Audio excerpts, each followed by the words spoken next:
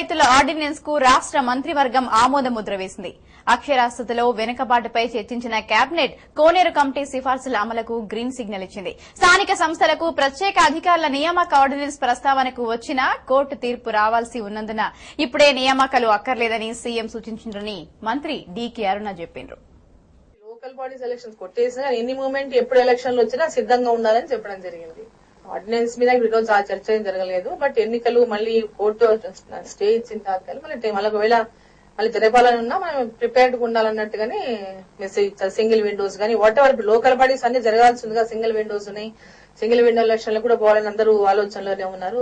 Sarpanch elections 1 by 1 local bodies అందరూ కూడా ఎలక్షన్లు చేసుకోవాలనే ఉత్సాహంలోనే ఉన్నారు. కోనేరు రంగారావు గారి కమిటీ గతంలో చేసినటువంటి కొన్ని సిఫారసులలో సవరణలకు మంత్రి మండలి ఆమోదం తెలపడం జరిగింది.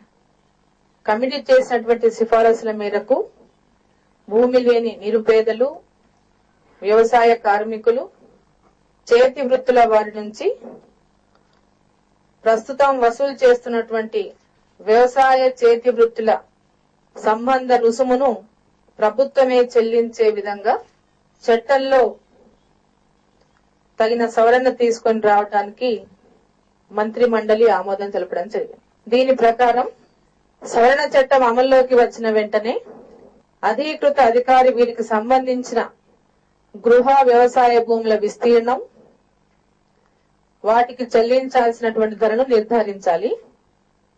ఒకటి.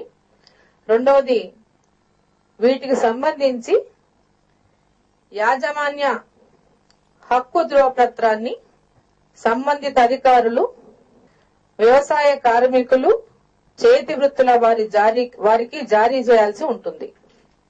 దీనివల్ల వారికి సదరు భూమిపై యజమాన్య హక్కు సంక్రమిస్తుంది. ఈరోజు సీడ్ సబ్సిడీస్, అదేవిధంగా 15 రకాల విత్తనాలకు సబ్సిడీస్ ఇచ్చి పంపిణీ చేయడం జరుగుతా ఉంది.